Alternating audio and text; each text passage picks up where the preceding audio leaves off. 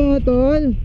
Yung unang-una gusto ko mag-sorry kung ngayon lang ulit tayo nakapag-vlog. Kasi dahil sa Converge nawalan kami ng internet. Mga 5 days na siguro wala ng internet. So hindi ako makapag-upload. So kung makakapag-upload man ako, most probably nakiconnect lang ako sa isang tropa.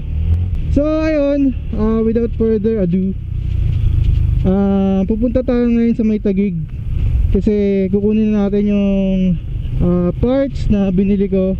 So medyo na-excite ako kasi ang tagal kong hinintay yon. Ang dami kong in-orderan. Umabot pa nga doon sa may pang bandang Dagupan yung order, pero kinancel ko rin agad kasi ang tagal. Siguro mga abutin daw ng 2 to 3 weeks bago mapadala. Ang tagal naman, pero mas mura doon kung i-compare dun sa bibilihan ko ngayon. So ayun mga tol, no, yung ilalagay ko ngayon sa sa RS150 is yung hyper clutch na modified yun. So nasabi ko naman sa last video, sa mga previous video na gagawin kong project bike tong RS150. Gagawin ko siyang race bike, track bike, ganon. So medyo na-excite ako kasi this will be my first ever upgrade. Kasi talagang sinulit ko yung stock nito. Sulit na sulit mga tol. Tapos papalitan ko na rin itong levers nya, yung brake and clutch levers. Kasi bukod sa sawa na ako, gusto kong bumalik sa stock para tumagal yung hyper clutch, tumagal yung clutch system natin. Kasi itong mga ganito, di naman ako naninira, pero itong mga ganito, for me, hindi siya talaga compatible sa mga motor natin. So advice lang na malupit, stick to stock pagdating sa mga lever. For almost 4 years ng buhay na ito, stock to. And napalitan lang dito is yung clutch lining. And yung diagnose din ng mekaniko dito mga tol is yung clutch, yung pressure plate nya worn out na pero pwede pa raw. Yun yung unang diagnose na ito. Mga July 2019 yun. Dina-diagnose to ng mekaniko. Yung pressure plate nya is tatagal na lang daw ng mga tinaningan na tinaningan na mga siguro 4 months na lang daw itatagal ng pressure plate. Pero that was July 2019. And imagine nyo ngayon 2020 na, nagagamit ko pa rin yung pressure plate pero hindi na ganun maganda yung release nya, kaya papalitan ko na talaga. And I hope na matibay yung modified. And i-update ko kayo sa mga yun. I-update ko kung matibay ba siya or may nagbago ba, ganyan. And hyper clutch naman na yun. So I assume na maganda naman na talaga yun.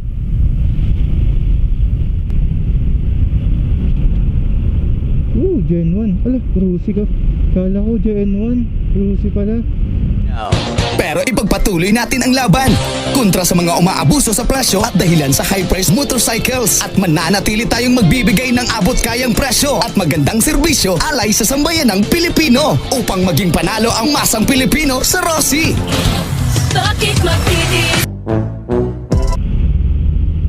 Peace Rusi, peace. Basta dito yun sa bandang may hospital yun ang pagkakatanda ko. Dito yung banda sa, basta may hospital yun. Yan, ito. Tapos parang may iskinita dito somewhere. Ayun. Pinda yun. Iskinita, pagkatlagpas ng hospital may iskinita. So I think pwede naman na tayo dito mag U-turn.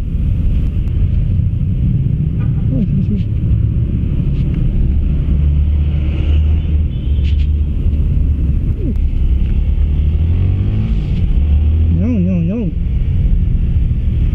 Excited. masyado excited.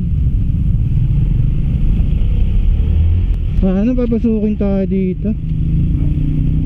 Ano papasukin ako dito? Sige, mamaya na ako mag-almusal. Ang sarap dun ah. Ano ba yun? Lugawan? Dire-diretso yun eh. Pamuhay dito. Dito yata yun. Pamuhay dito. Nakalang muna yun guys. Woo!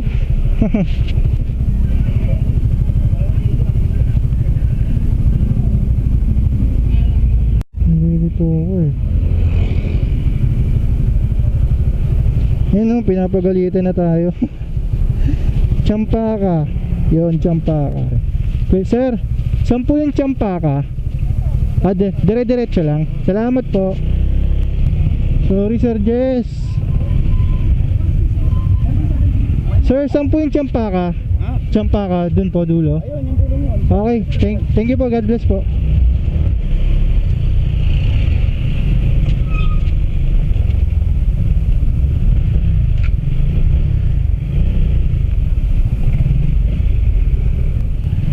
Si Sir Jess po. Si Sir Jess lang. Dito lang po. Thank you po. Ito na yung RS nya. Grabe ah. Pwede pa to 100 taon ah. Sir Jess. Sir, andito na ni. Tagal. Excited na ako eh. Eventually. Yun. Sir, sorry sir. Sir. Parang galit na si sir eh, no? Okay. Alas 10 pa yung pupunta mo, di ba? Kaya ba yun? Yan. So, yan, nakabili tayo ng pagkain. So, bibili muna ako ng Gatorade. May Gatorade po kayo? Gatorade. Tay, meron ka dyan, upuan tay. Okay. Yan! Putik. So, babalik tayo ng stock mga to.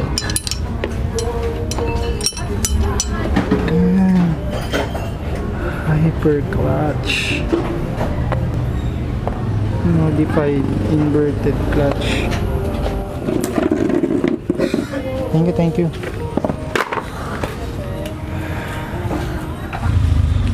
Tay, kain. Mukbang muna tayo. Mukbang.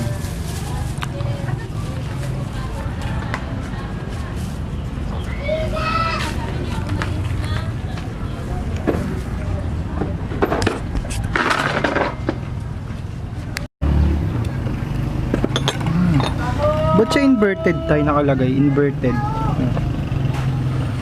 Kasi pag yung 5 spring,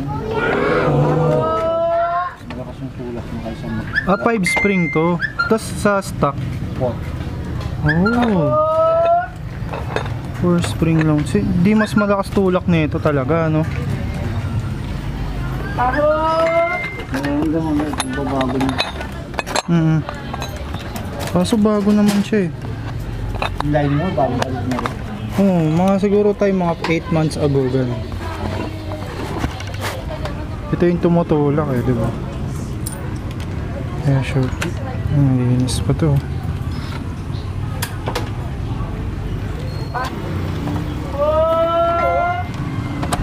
May linya talaga to tayo, yung parang ganito, sa may gitna.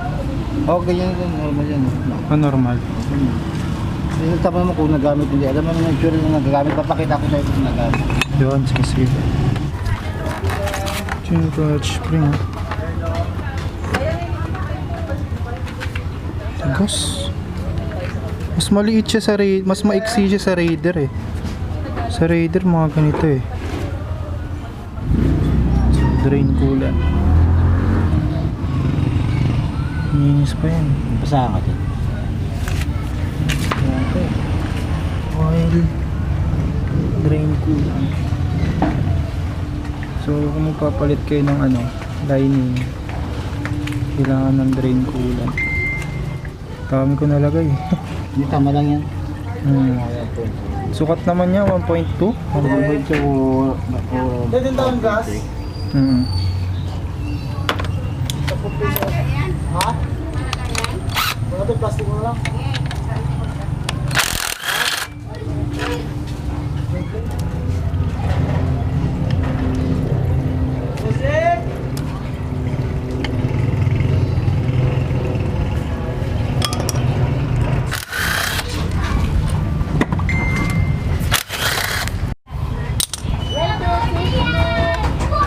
Anong size ng bolt niyan tayo sa crankcase? 8. 8. Same lang ng Raider, no? 8.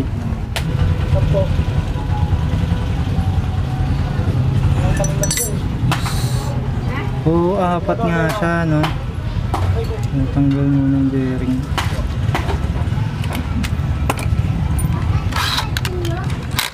Yan tayo, anong size niyan? Yung center nut. Center nut na Ito, 19. 19.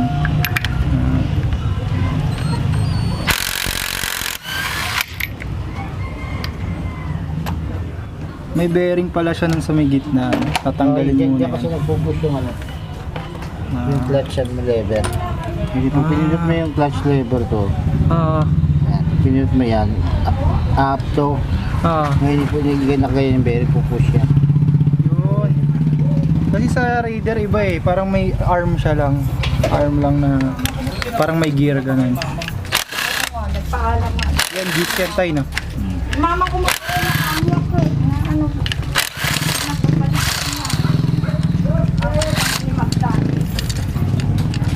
Mainit. Ganun siya kasi i-remove mo lang. Pag yung ibabalik mo, ano ka lang, alternate mo yun. Ito yung papalit natin.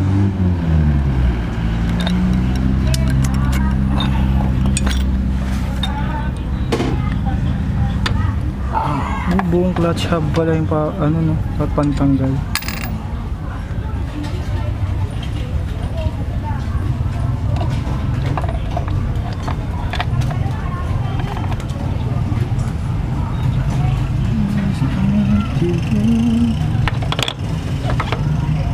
Dito nakalagay yung strainer tayo, di ba? Eh, since nakakalinis lang naman yan. Kailangan linisan. Ay, may kadal ka na.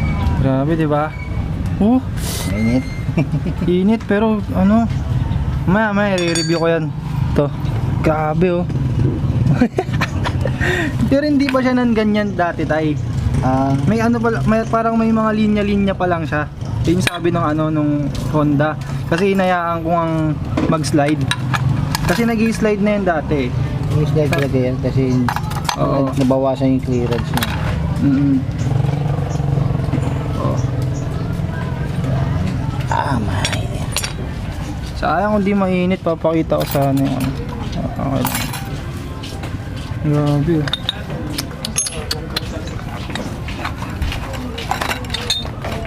Tagal na rin. Sulit na yung stock eh. sulit na siya eh. Sa plate tayo, okay lang. Wala naman siyang kanal eh. Wala naman, okay lang. Pero medyo sunog na siya eh, no? Pero sa lining, okay naman yung lining tayo. Even 8 months. Pwede pa naman ito. Pwede pa ba? Pero medyo sulit yung line and clutch mo eh. Medyo sunog na tayo, no? Itim na. Ayun, itim.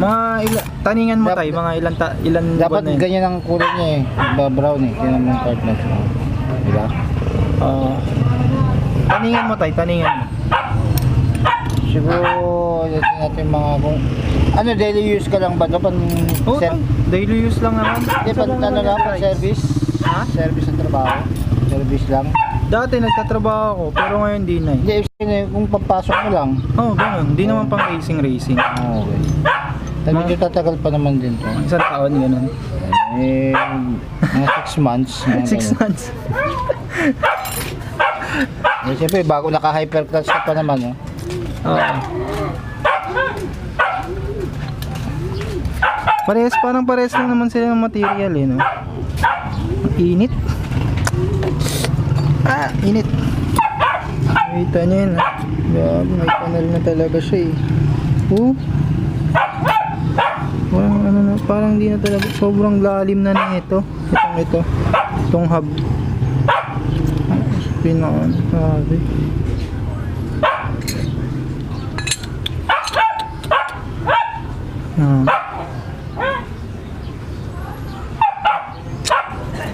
Init. Init.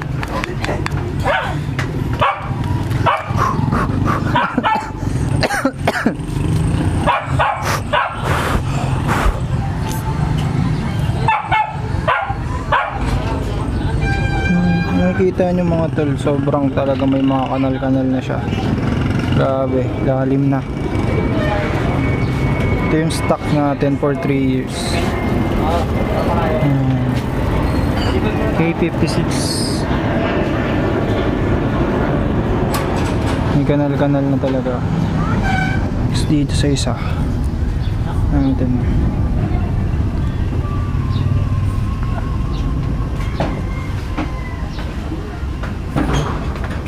Dito may konti eh. Aray ko, init.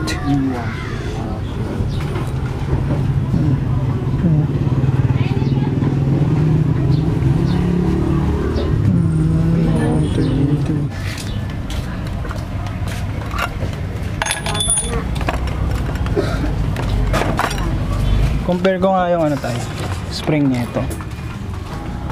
Mas malambot to.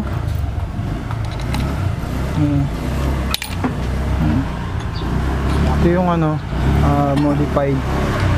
Tigas oh. Tigas. Tigas. Ay.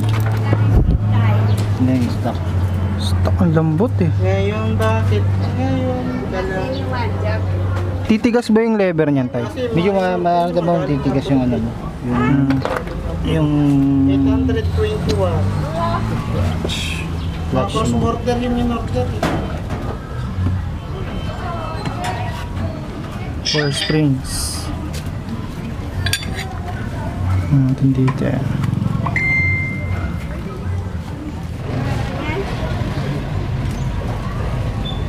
Okay.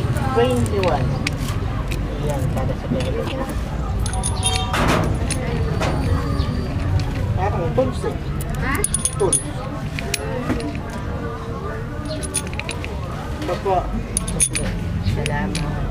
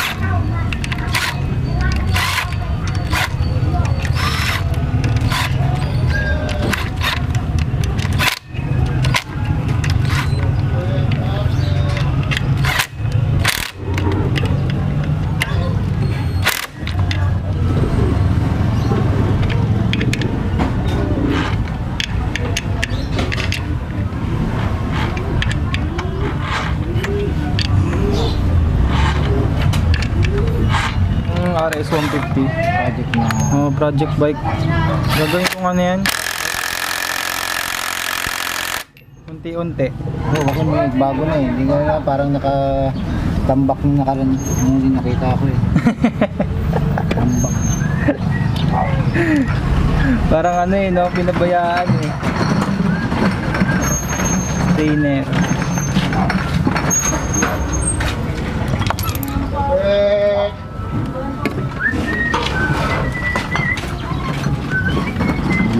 Yan ang ganyan.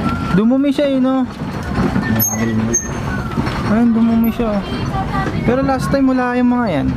Ano ba? Parang ano na siya eh. Parang burak. Ano tayo? Kung saan kayo galing yan? Kaya pag dumaming kayo na ipon dyan, hindi makakapasok yung oil, makakapin. Oo. Parang last time wala namang ganyan tayo, no? Ano kaya yun? Mga himul-himul sa kamisan sa oil. Buti na lang, pinacheck natin. Ay, bubuksan ko naman talaga yun. Nulog ko lang. Hindi nakalagay yun. So yung pinamaliit dito. Okay.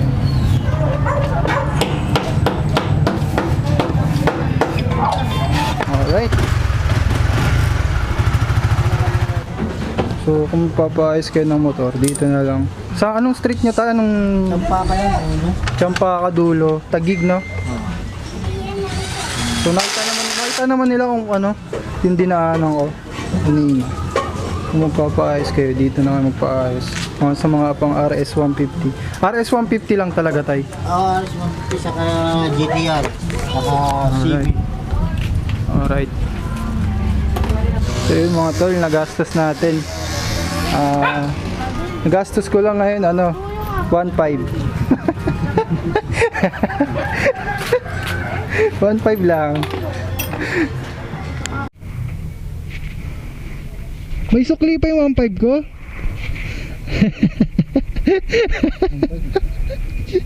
May sukli pa yung 1.5 ko. Salamat Sir Jess ha. Thank you talaga. Sige. Nag-upgrade ka naman ng lahat sa RS150. Lahat. Oo. Karga hindi pa. Pero nagre-refresh ka na, di ba? Oo. Kung magpapa-refresh kayo dito na lang kay Sir Jess. So ilagay ko na lang yung mo, profile mo dun sa description. Sige. Salamat Sir Jess ha. God bless. Woo! Try na natin to.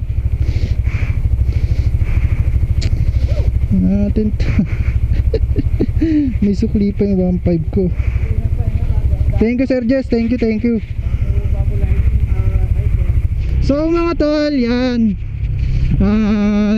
Nalagay na yung hyper clutch.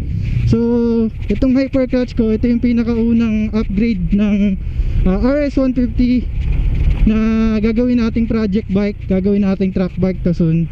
So update or first impression ko, lumakas talaga yung hatak mga tol. Yun, hindi lang sa lumakas yung hatak, pero mas nag-smooth siya sa throttle. Yan di ba? Mas responsive na yung throttle ko ngayon kaysa dati. Syempre, bago na rin yung springs. Yan, bago na rin yung pressure plate, kaya ganun. So, yun yung pinaka first impression ko dun. Is gumanda yung hatak niya, gumanda yung response. Pero hindi siya yung ganun kadamba, yung talagang dadahin ka talaga. Yung ibang kagaya nung Raider R150, medyo meron talagang may damba talaga siya. Basta parang jolt feeling ganun. Pero to sakto lang. Mas napansin ko dito is yung smoothness nung response nung throttle. Yun lang naman yung napansin ko doon. Tapos mas komportable ako doon sa lever niya, kasi yung lever niya ngayon stock na. So standard na siya. Di katulad ng dati.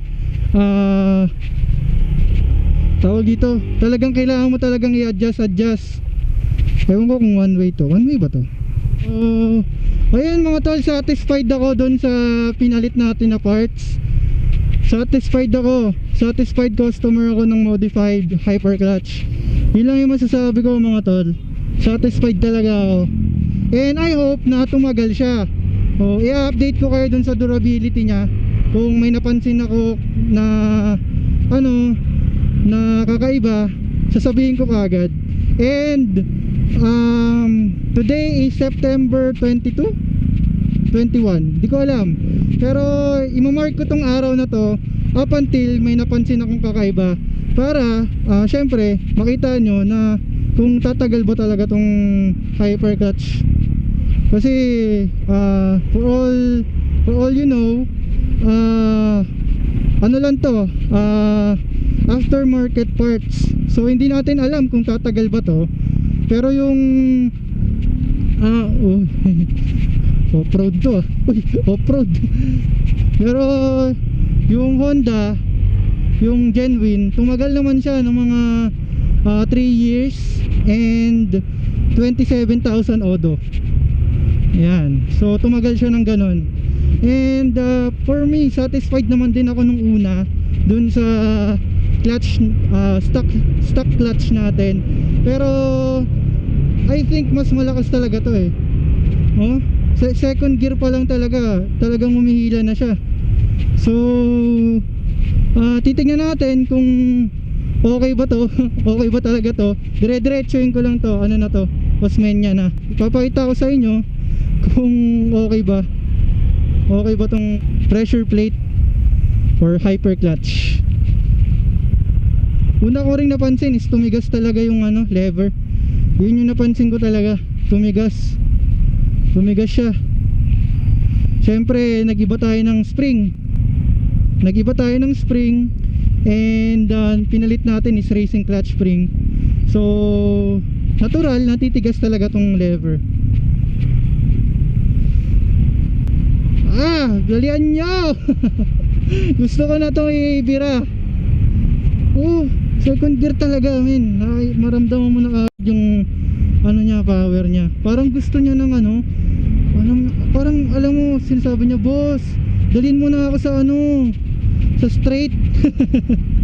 Gusto ko nang tumakbo, parang ganun yung feeling. Sinasabi ko hindi ako magaling sa mga ganitong klaseng reviews pero sinasabi ko sa inyo yung feeling. Nag-iba talaga. Ibang-iba sa stock kanina, ibang-iba sa kanina.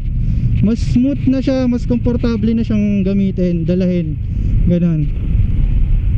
So hindi ko na sasabihin mga tol kung magkano yung nagastos ko, no. Bukod sa masaya ako ngayon at ayokong malungkot. It's for you to find out. It's for you to find out kung magkano ba talaga yung nagastos ko. Ilalagay ko na lang sa description yung profile ni Sir Jez. So president siya ng RS150 Philippines. Yun yung kanina. So ang galing niya gumawa mga tol. Pulido siya gumawa. Pulido, wala akong masabi. Very professional pa. And maliit lang siya maningil mga tol. Maliit lang siya maningil. Yun ang masasabi ko. Maliit siya maningil. So inayos niya pati yung O2 sensor natin. Wala siyang siningil doon. Libre yung kabit nung lever. Even though mahirap to, wala siyang siningil doon. And ang senaryo pala namin mga tol, ganito. Siya yung bumili nung hyper clutch. Tapos labor materials, parang ganon. Kung magpapaayos kayo ng bahay, ganon. Labor materials kanya. So kung magpapaayos kayo sa motor nyo ng RS150, doon na kayo kay Sir Jess. Yan. Dito lang naman yan sa may Taguig. Dire-diretsuhin nyo lang yan. Tapos may makikita kayong hospital, then U-turn na kayo, then parang may eskinita doon. Basta ganoon, makikita nyo naman yan dun dito sa video natin kung saan ba talaga yung shop nya. Actually wala naman siyang shop eh. Tapat lang yun ng bahay nila. So antay lang muna tayo dito. Antay tayo ng kaaway. Gusto ko yung radar na kargado. Para matesting natin to. Hindi, joke lang mga to. Huwag tayong ganun.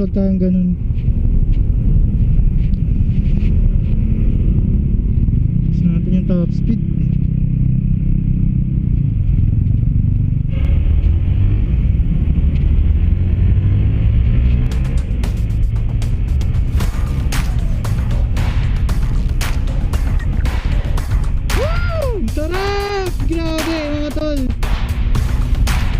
try natin ano, 40-100.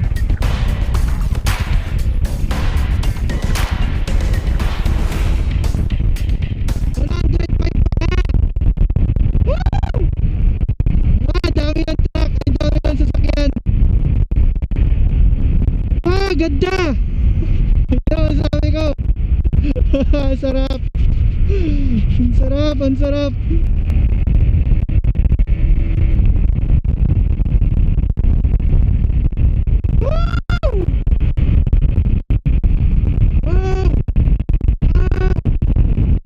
Grabe men. Sana tumagal to, sana tumagal.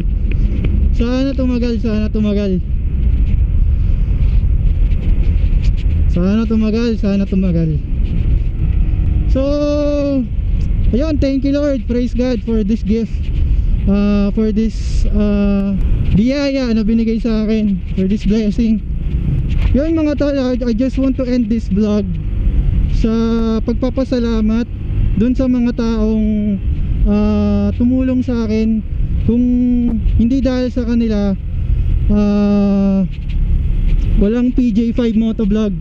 So maraming salamat nga pala, kasi ang dami ko ng video sa YouTube, pang 6 video na to kung di ako nagkakamali. Hindi ko man lang sila napasalamatan dito sa video natin, sa vlog natin. Wala pa ako napapasalamatan kasi yun nga, hindi ko alam kung paano ko ipapasok yung shout out, kasi hindi baguhan lang po akong motovlogger, baguhan lang po akong vlogger. So hindi ko alam kung paano ko ipapasok yung shout out. Hindi ko alam paano, alam mo yun, parang i-engage yung shout out. So I'm learning, ganyan, I'm learning. So I just want to take this time to thank my early sponsors.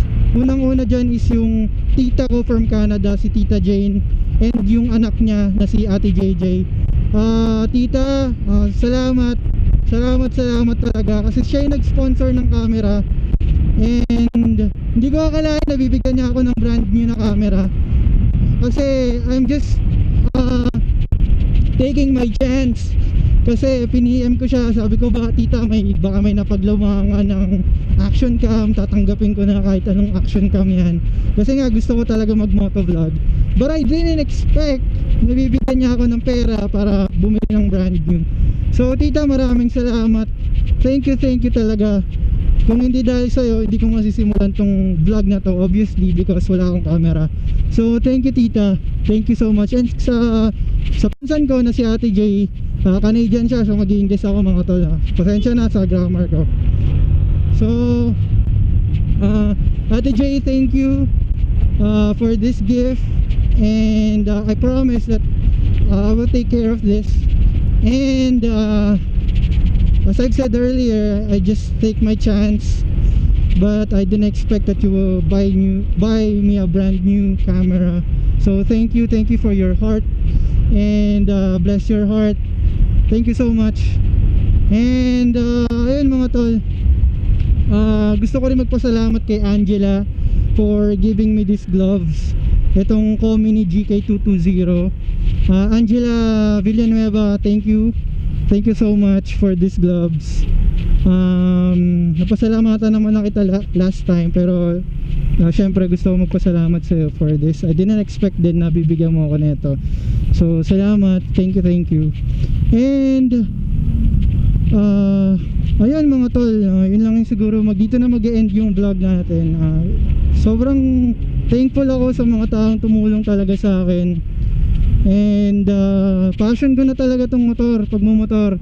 Kaya sa mga gusto mag-motovlog din kagaya ko, nasa 100 plus pa lang yung subscribers ko, pero masaya na ako pag nakapag 50 views na ako, ganun, mga nakaka 20 views, 50 views, masaya na ako dyan, kasi at least may nanonood. Pero one thing is for sure, hindi naman pera yung habol ko sa YouTube. It's, alam mo yun, gusto ko lang mag-store ng videos sa YouTube, and in the future mapapanood ko din siya, and mapapanood din siya ng mga magiging anak ko in the future, diba? So That's the reason why kung bakit ako nag-YouTube is because I want to make a memories. Ganyan, I want to make memories. Wala na akong ano. Gusto ko lang din syempre magpasalamat din sa Panginoon. Grabe yung blessing. And I want to encourage you all to pray for this nation na sobra yung grabe na yung damage ng COVID. Gusto ko na magmarilaki pero di ako makapagmarilaki. Ganun yung damage ng COVID. Hindi. Kidding aside. Yun nga. Ang dami na na-damage ng COVID yung virus na to. Business namin, naramdaman ko yan. So I encourage you all to pray for this. And kuya, kapag magbe-break ka ng ganon, please mag-signal ka kasi baka mabangga kita. Tapos ako na naman may kasalanan. Kainis ng mga yun. Woo! And yun mga tol, yun lang. Nakaulan na.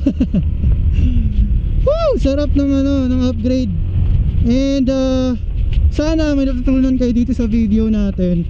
Mag-upload pa ako ng mag-upload para syempre para din sa kaalaman nyo. Uy! Ginagawa mo! Kakisa.